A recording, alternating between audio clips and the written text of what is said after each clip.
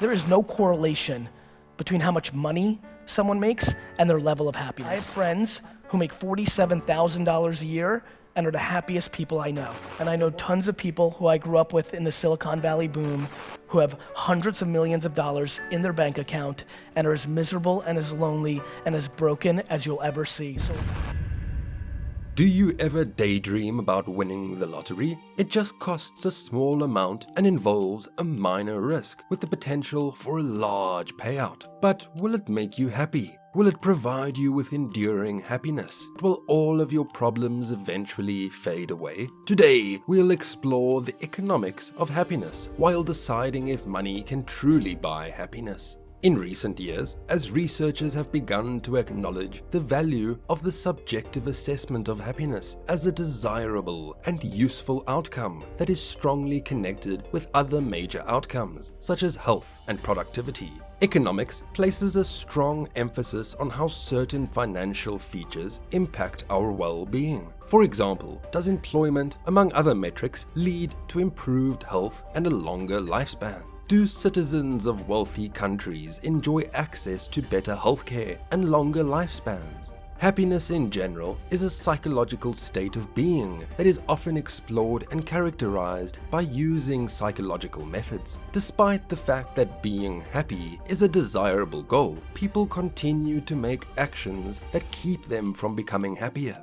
Why, for example, do we prefer to work more if it does not make us happier? Why are we dissatisfied even when our basic requirements are met? It is considered that the relationship between happiness, our subjective well-being, and money is positive. More money brings more happiness. On the other hand, the relationship between money and happiness is paradoxical. More money doesn't guarantee happiness. Low income levels, in particular, are associated with unhappiness. Our pleasure is first affected by absolute amounts of income.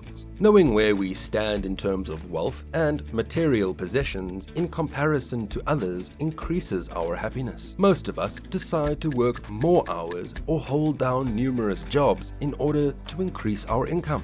But if earning more money doesn't make us happier, what's the point? What makes us seem to believe that having more money will make us happier? The link between economics and happiness first emerged in the early 1970s. Brickman and Campbell originally contended that traditional consequences of a successful life, such as money or income, had little effect on individual happiness. Easterlin explained on these findings, while wealthier people in the same country tend to be happier than poor people, average happiness levels within a country stayed constant even as the country's overall wealth increased. There is some evidence that wealthier countries are happier than others, but only when wealthy people are compared to poor people. Happiness does not increase over a specific income level. Surprisingly, people seem to agree on the amount of money required to make them happy. Happiness, for example, can be used interchangeably with subjective wellness and can refer to a variety of factors, including life satisfaction and financial fulfillment. It appears contradictory that wealthy nations are not generally happier than poorer ones. So, what can be done to boost happiness? Wealthier people have better access to healthcare, education, and employment, which leads to greater life satisfaction. Increasing happiness through better quality of life impacts poor households the most. Access to vital services increases the quality of life, which in turn improves measures of well-being. Most people acquire riches through their job. Nevertheless, it is not only wealth that increases happiness. Employment has a significant relationship with happiness. According to the World Happiness Report, unemployment surged during the COVID-19 epidemic, and a significant drop followed this in happiness and optimism. The pandemic also altered our perceptions of certain parts of our lives, such as the relationship between income and happiness. After all, what's the use of having money if you can't spend it? Wealthier states smile more, but is it real? If we took a snapshot of happiness and wealth in a country, we would find that richer countries have happier populations than poorer ones. According to the 2021 World Happiness Report, Finland, Iceland, Denmark, Sweden, and the Netherlands are the top 5 happiest countries.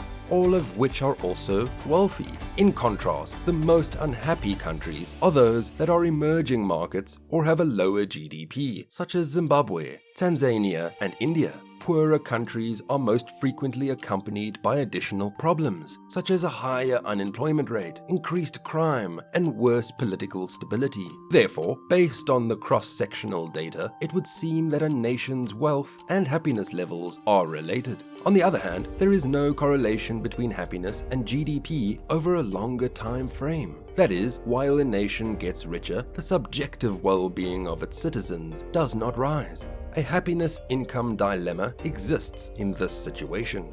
Extensive research looked into whether a sudden financial windfall was associated with an increase in happiness. The results were conflicting. Money can sometimes improve your physical and mental health, as well as your overall sense of life happiness. However, neither this happy bump's duration nor its certainty is known. Take the case of lottery winners. These folks win big quantities of money, usually more than a wage raise that significantly impacts their life. Despite this, research has consistently shown that while lottery winners have better immediate short-term happiness, they do not have higher long-term happiness.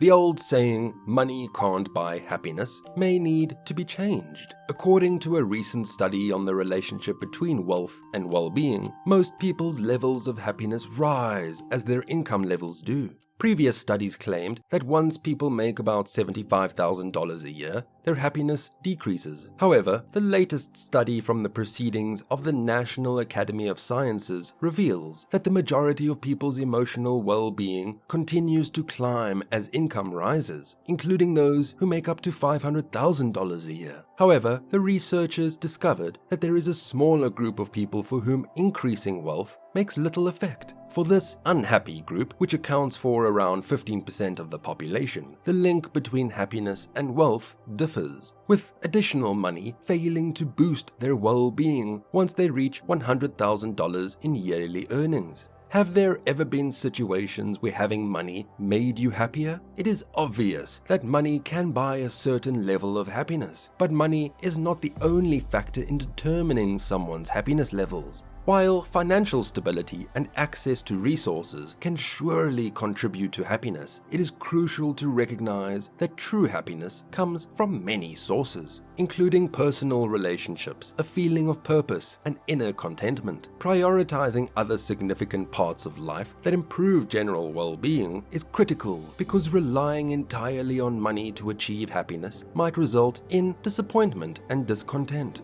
So that's all for today's video. We'll be back with more interesting ones in the coming times.